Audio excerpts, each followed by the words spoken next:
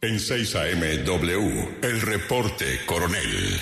Impresionante el documento que consigue el reporte Coronel. Tiene que ver con lo que acaba de confirmar el embajador. Para el gobierno de Colombia no hay ninguna duda que la detención y autodeportación de Beto Coral fue una orden orquestada y gestada desde el Departamento de Estado, que es el Ministerio de Relaciones Exteriores para la Casa Blanca. Lo que logra el reporte Coronel es el documento que, aunque tiene la palabra sensible, resulta que se podía conseguir. Y ahí es donde viene la astucia del reportero. ¿Cómo conseguirlo? Y en ese documento está la motivación, que es prácticamente una orden, como van a escuchar, de la inconveniencia para los Estados Unidos de la presencia del señor Coral. Hay que recordar que en su momento el presidente electo de la Espriella anticipó esa noticia sin dar detalles, pero la anticipó. Y también la muy estrecha relación que hubo en una imagen en Internet de un alto funcionario de los Estados Unidos, sugiriendo pues que el Tigre trabajaba junto con esa agencia. Todo era un comentario y una filtración que logró el New York Times, pero ahora es el documento en manos del reporte Coronel. Enhorabuena, Daniel. ¿Por dónde comenzamos? Julio, buenos días. Usted y yo llevamos años sabiendo lo que es buscar papeles, que algunas veces uno consigue y otras no. Sabiendo lo que es buscar la declaración de Gis Medina donde le compraban su voto, o la indagatoria de Santiago Medina en donde ponía en orden lo que sabíamos todos, pero no teníamos esa consistencia en lo que fue la piedra angular del proceso 8000. La historia de hoy es esta. En las últimas horas, como ustedes saben, regresó a Colombia el activista Beto Coral. Lo hizo a bordo de uno de los habituales vuelos humanitarios de la FAC, que periódicamente trae compatriotas deportados de Estados Unidos. En los últimos 16 meses, 43.000 colombianos que no tenían regularizada su situación migratoria han sido expulsados de ese país. Anoche, junto con Beto, llegaron 75 personas más, entre ellas 11 niños. Entre todos los casos, el de Beto Coral era diferente. Detrás de la remoción del conocido activista de redes sociales que se ganaba la vida manejando un Uber en Phoenix, Arizona, estaba una petición personal y directa del secretario de Estado de Estados Unidos, Marco Rubio. Hace un mes y un día, cuando Coral llegaba del supermercado con su hijo de 12 años y su perro, lo estaban esperando varios agentes de Homeland Security Investigations, HSI, el principal cuerpo policivo del Departamento de Seguridad Nacional. Inicialmente le mostraron sus armas, pero las guardaron rápidamente cuando vieron que estaba un niño con él. Le dijeron que tenían una orden de arresto y le permitieron entrar a su casa, llamar a su exesposa para que fuera y se hiciera cargo del niño, sacar los documentos que acreditaban que tenía un permiso de trabajo, una tarjeta de seguro social y que tenía una petición de asilo que por la congestión del sistema llevaba un poco más de 10 años en trámite. Aquí hay que aclarar una cosa en donde ha florecido cierta desinformación. No es que Beto Coral hubiera pedido asilo como perseguido de un gobierno en particular, sino lo había pedido por las circunstancias en las que fue asesinado su padre, el mayor Humberto Coral, uno de los oficiales que participó en el operativo final contra Pablo Escobar y que después fue asesinado aparentemente con participación de miembros de la propia Policía Nacional. Pues en fin, mientras se efectuaba la detención hace un mes y con la autorización de los agentes de Homeland Security, Beto Coral se comunicó por teléfono conmigo y me contó sobre el arresto. También me dijo algo que inicialmente me sonó muy raro. Me aseguró que uno de los agentes le había mostrado a través del vidrio del carro un documento expedido por el secretario de Estado Marco Rubio pidiendo su detención. Esa es una situación muy poco común. que el más importante miembro del gabinete del presidente de Estados Unidos, Donald Trump, pida la detención de un extranjero en particular es algo que se sale de lo normal. Le pregunté a Beto por el contenido del documento y me dijo que solo había alcanzado a leer que pedía su arresto. Le insistí en preguntarle si había visto la firma del secretario Rubio y me dijo que sí. Recibí la información con una pizca de escepticismo. Primero porque, pues por el rigor de nuestro oficio, los reporteros estamos obligados a dudar. Y por otro lado, porque en un momento tan difícil como el de la detención, es posible que una persona se confunda.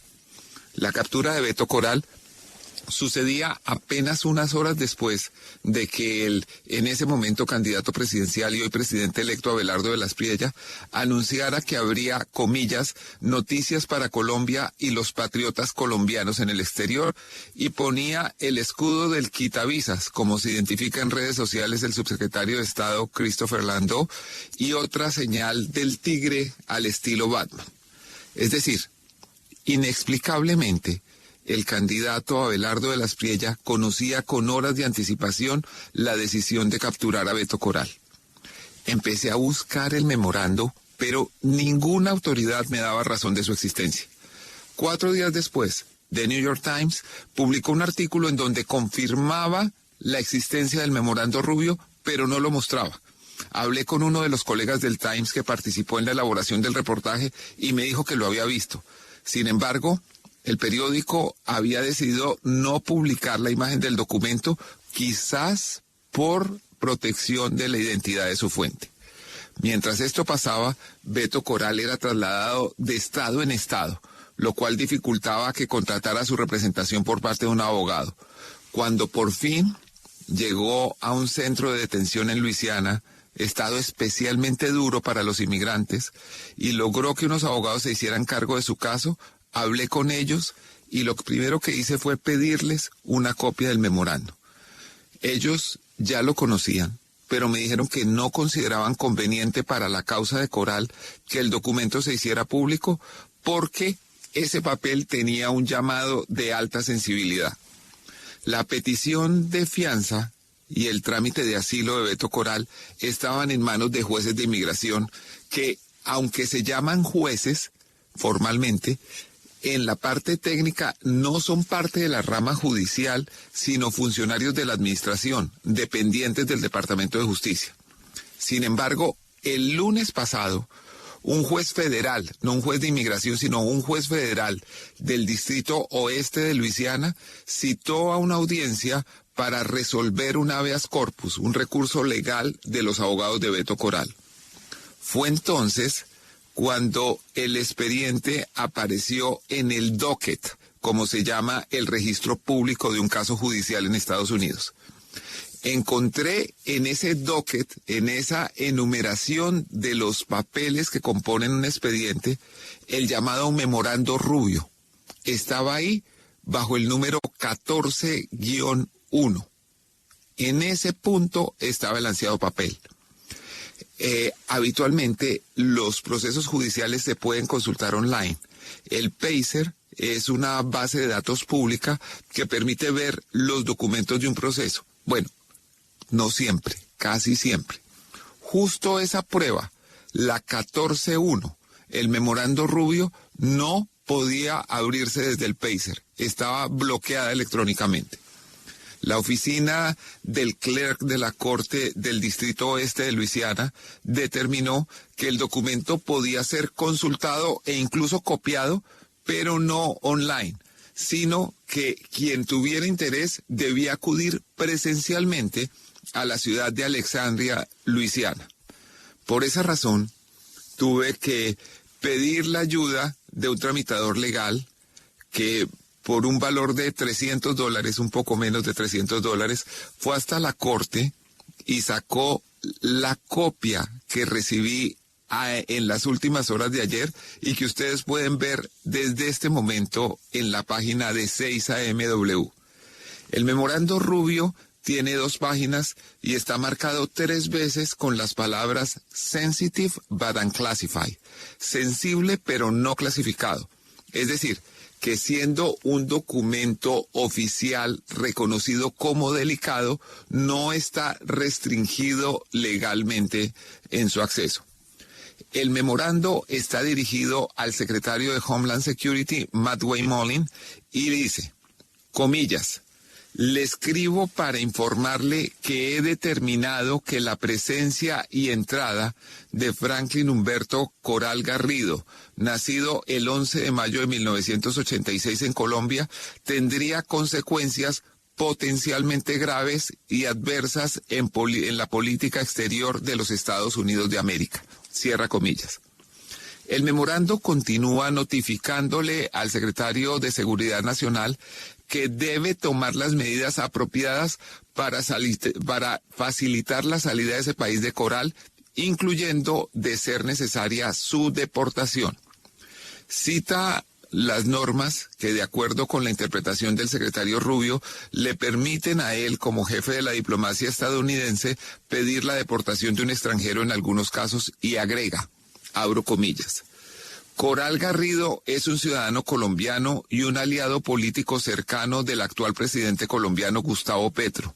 Ingresó a los Estados Unidos el 26 de diciembre de 2015 con una visa de no inmigrante B1-B2 y tiene una solicitud de asilo afirmativa pendiente en la Oficina de Asilos de Los Ángeles, California.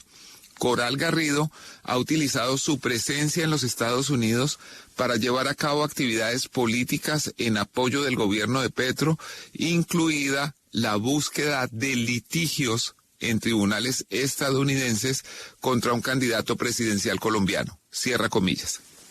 En este párrafo del memorando, el secretario Rubio hace referencia a una queja que Beto Coral interpuso ante el FBI, queja que es prerequisito para entablar una demanda, una semana antes de su detención. Dicha queja aludía al hecho de que el hoy presidente electo Abelardo de la Espriella grabó sin su autorización una conversación confidencial que sostuvo con él dentro de una demanda civil del expresidente Álvaro Uribe contra Coral. Grabar conversaciones sin autorización de la otra parte es un delito en el estado de Florida que se castiga hasta con 5 años de cárcel. El secretario de Estado Marco Rubio continúa su comunicación en estos términos, comillas. Estas determinaciones se basan en la continua actividad política de Coral Garrido desde suelo estadounidense en nombre del gobierno de Petro y contra sus oponentes políticos, incluido su uso de tribunales estadounidenses para atacar a un candidato presidencial colombiano. Permitir que Coral Garrido permanezca en los Estados Unidos socava los intereses de la política exterior de los Estados Unidos en los procesos democráticos de Colombia y señala que los ciudadanos extranjeros pueden utilizar plataformas estadounidenses para llevar a cabo campañas de desinformación y litigios con motivaciones políticas dirigidos a los actores democráticos extranjeros sin consecuencias. Cierra comillas. Esta afirmación es quizás el punto de mayor controversia porque para observadores y analistas legales, un peticionario de asilo no pierde el derecho a la libertad de expresión que está garantizado por la primera enmienda de la Constitución de los Estados Unidos de América y a la vez un peticionario de asilo tiene todo el derecho de reclamar cuando se siente víctima de una conducta ilícita como la grabación no autorizada de sus conversaciones. El memorando que ustedes pueden ver ya en la página de Caracol 6AMW lleva la firma del secretario Rubio. El final ya ustedes lo conocen. Beto Coral firmó su salida voluntaria de Estados Unidos renunciando al proceso de asilo que esperó respuesta por 10 años. Es decir, técnicamente no fue deportado, firmó su salida voluntaria. Anoche, cuando lo entrevisté en vivo tras su llegada a Colombia, me dijo que solo se sentirá en libertad de contar todos los detalles de este proceso, de su detención, de su paso por varios centros de reclusión, cuando su hijo y su exesposa salgan de Estados Unidos. Espero que en ese momento hable con nosotros. Este fue el reporte coronel de hoy. Muchas gracias.